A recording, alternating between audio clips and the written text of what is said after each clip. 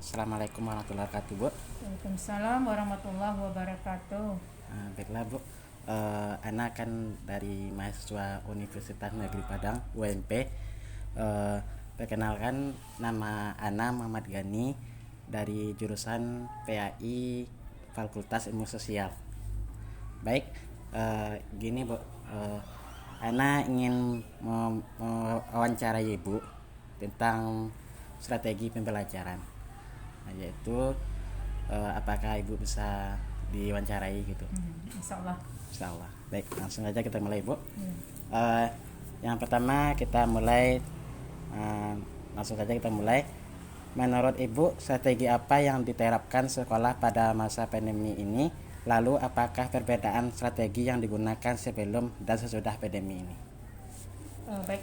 Strategi pembelajaran pada masa pandemi, karena kita memang tidak bisa tatap muka karena pandemi sekarang, virus yang mana kita tidak diizinkan atau dibolehkan untuk bertatap muka. Kemudian ini dilakukan adalah pembelajaran secara daring dan luring.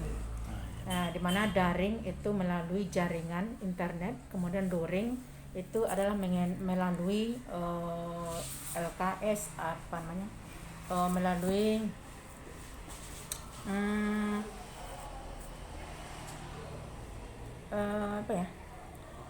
melalui Sumber buku kan, Bu? bisa buku, bisa modul begitu. Iya. Bisa menonton televisi. Jadi sesuai dengan anjuran dari pemerintah, di mana kita memang tidak bisa tatap muka, maka ini mau tak mau harus kita lakukan pembelajaran secara daring dan luring. Gitu ya, Bu. Ya, begitu. Lanjut, Bu. Apakah kelebihan dan kekurangan masing-masing strategi pembelajaran yang dialami oleh masa pandemi COVID-19 ini? Ya, tadi sedikit tambahan daripada pertanyaan yang pertama.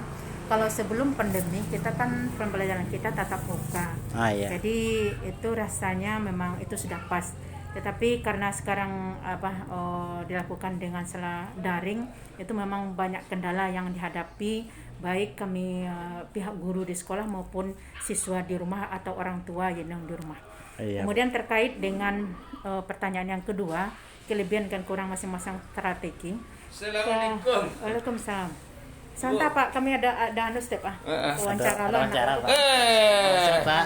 Ya Pak, saya yang cari ya mau wawancara. Anak wae. Iya. Santai Pak. Di UNP. Iya. Ini tugas dosen lah. Hah? Tugas dosen. Tugas Oh. jadi bantulah wawancara gitu ya. Iya, Pak. Kalau menurut pendapat kami antara pembelajaran masa pandemi dengan pembelajaran sebelum pandemi, kalau masa pandemi rasanya mungkin banyak kurangnya begitu. Banyak kurangnya. Kenapa banyak kurangnya kami sebutkan di sini? Yang pertama, waktunya hanya sedikit pembelajarannya. Kemudian materi yang kita ajarkan itu hanya ditekankan materi yang esensial. Ya, misalnya dari sebuah KD, dari KD itu apa kira-kira yang harus diketahui oleh anak, itu kita batasi tujuan-tujuan pembelajaran tadi karena sehubungan dengan waktu yang tidak memungkinkan di dalam pengiriman video begitu. Iya, Bu. Kemudian dari pihak orang tua juga ada kekurangannya, di mana tidak semua orang tua memiliki HP Android yang pertama. Yang kedua, tidak semua orang tua mempunyai kesempatan untuk mendampingi anaknya belajar di rumah karena kebutuhan masing-masing kita keluarga yang mana mencari nafkah. Jadi tidak semua yang bisa mendampingi anak di dalam pembelajaran daring ini. Kemudian juga tidak semua orang tua mempunyai paket internet. Ini juga disebabkan oleh faktor ekonomi. Jadi banyak hal yang kendala yang dirasakan baik itu pihak guru maupun pihak orang tua. Ini banyak sekali kendala-kendala yang dihadapi begitu pembelajarannya. Tetapi kalau misalnya pada sebelum masa pandemi, masalah tetap ada, tetapi kan kalau kita bandingkan dengan suasana pandemi ini, masanya lebih ribet, lebih banyak begitu yang dihadapi oleh guru dan orang tua begitu. Wallahu a'lam. Ya, karena tidak langsung tatap muka. Jadi contoh misalnya di dalam pelajaran matematika atau dalam pelajaran agama misalnya, dia perlu mempraktekkan, mencobakan. Sementara kita tidak bisa langsung dengan anak kan, hanya melalui video. Itu pun kadang-kadang anak-anak kalau dia ikuti apa yang kita kirimkan melalui grup tadi. Nah, kadang-kadang anak ini tidak kerjakan, dia tidak ikuti pelajaran yang kita berikan. Nah, jadi kita sulit untuk memantaunya begitu. Jadi memang banyak masalah yang dihadapi begitu. Oke Bu. Jadi menurut Ibu bagaimana kiat-kiat menanggulangi kekurangan dari strategi ini Bu? Terus agar strategi pembelajaran ini bertanggung dengan baik dan lancar gitu Bu. Iya, yang pertama untuk mengurangi kekurangan-kekurangan tadi, bagi anak-anak yang tidak mempunyai HP Android, ini mungkin barangkali bisa kita lakukan secara luring. Yang kemudian yang kedua, kita lakukan pembelajaran secara kelompok. Ada kelompok kecil di rumah. Misalnya ada tetangga yang mempunyai HP Android, kemudian yang satu tidak. Jadi yang tidak mempunyai HP ini kita gabungkan kepada yang mempunyai HP. Nah, jadi dia mohon bantuan dengan tetangganya untuk bisa belajar bersama. Kalau dapat ada yang bisa membantu untuk pembelajaran ini, alangkah baiknya. Cuma kalau di sini kalau dapat kan, kalau ada lah mahasiswa yang bisa membantu anak-anak kita belajar, ini alangkah bagusnya. Tapi sepanjang ini kami belum ada ya informasi yang ada secara sukarela yang mau membantu, apakah itu mahasiswa atau siswa SMA mungkin barangkali yang bisa membantu begitu. Jadi memang harapan kami adalah kira-kira yang mau membantu anak-anak kita belajar, karena memang anak-anak ini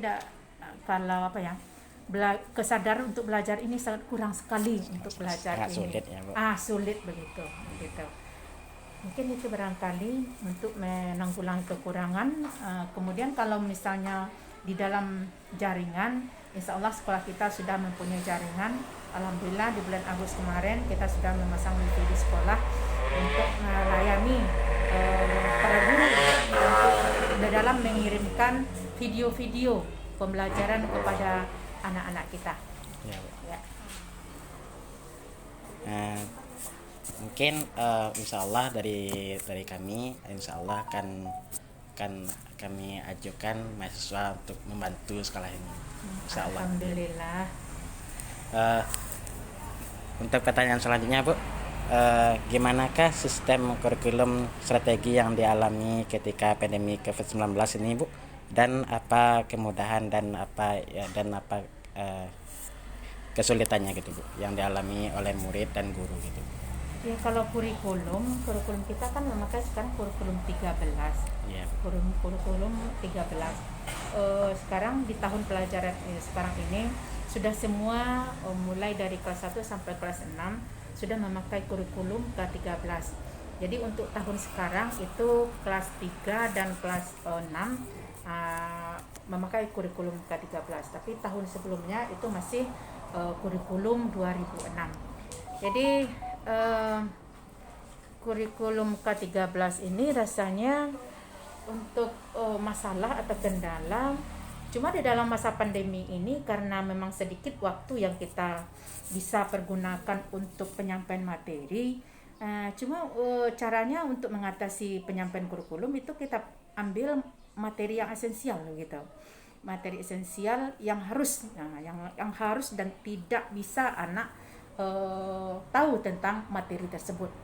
Karena kalau kita ambilkan KD semua, kemudian indikator semua, ini memang tidak bisa tercapai waktu. Salah satu contoh, pendidikan agama itu ada 4 jam di sekolah. Baik dari kelas 1 sampai kelas 6 4 jam. 4 jam itu mulai kita masuk tuh biasanya 7.30 sampai dengan jam istirahat jam 10 kurang 10. Nah, itu biasanya. Nah, sekarang untuk pengiriman video itu dibatasi waktunya karena sistem juga mungkin barangkali. Jadi kita ambilkan materi-materi yang esensial begitu. Jadi itu merupakan suatu apa namanya tuh strategi mungkin barangkali di dalam masa pandemi ini. Nah, yang jelas anak-anak bisa belajar, cuma di dalam masa pandemi ini kata-kata Pak Menteri ini kan tidak diharapkan kurikulum itu sampai 100%. Yang jelas kurikulum itu kita sampaikan berapa bisa terserapnya, ya kita coba begitu, tapi tidak mengharapkan 100% begitu. Jadi mungkin barangkali itu merupakan sebuah strategi kita ambil materi yang esensial atau indikator-indikator yang esensial yang wajib begitu. Ya. Terus Bu, apa aja link yang digunakan sistem daring belajar ini Bu? Misalnya seperti WA kan ada, itu kan seperti Zoom gitu kan. Apa aja digunakan? WA baru, WA group. WA group baru. Iya. Cuma kemarin kami juga sudah belajar itu Google Classroom. Jadi sudah belajar cara membuatnya seperti apa. Cuma sekarang kemarin itu baru ada 2 orang guru yang diutus untuk ke wilayah untuk menerima materi tersebut. Namun untuk ke sekolah ini karena setelah dia menerima materi di sana, tentu dia belajar pula dulu kan. Untuk bisa dia menularkan kepada temannya, dia belajar dulu, dia cobakan apakah bisa dia membuat Google Chrome tadi. Google Chrome ya. Ya. Jadi alhamdulillah di kelas 4 tuh sudah berhasil dia, karena absennya sudah melalui Google Chrome tadi. Ya, jadi insyaallah sekarang kan kita menerima lapor mid semester, semester 1 ya. Jadi insyaallah setelah ini akan diberikan kepada teman-teman yang belum menerima materi ini, sehingga nanti bisa kita pergunakan selain daripada WA group, kita bisa pakai Google Chrome begitu. Satu lagi ya, memang kita ini adalah merupakan hal yang baru bagi kita ya. Selama ini mungkin barangkali pandemi ini juga merupakan di samping ada negatifnya, positifnya ada juga. Kenapa demikian saya katakan? Karena selama ini teman-teman ini tentang IT-nya agak kurang. Nah, dengan adanya kita harus wajib mengirimkan video, mau tak mau teman-teman juga belajar begitu. Jadi banyak sedikitnya teman-teman juga sudah bisa, walaupun belum sepenuhnya dia bisa menyanggupi, namun dia sudah dari sana dia sudah coba belajar begitu. Itu salah satu kita ambil nilai positifnya begitu. Positifnya Bu. Gitu Bu. Mungkin hanya itu wawancara kita pada hari ini. Mungkin jika ada dari kesalahan dari Ana kan Bu, Ana minta maaf. Terima kasih Bu atas waktunya untuk wawancara pada hari ini. Ana sebagai mahasiswa belajar juga kan, jika ada kata-kata salah, Ana minta maaf. Assalamualaikum warahmatullahi wabarakatuh. Waalaikumsalam warahmatullahi wabarakatuh.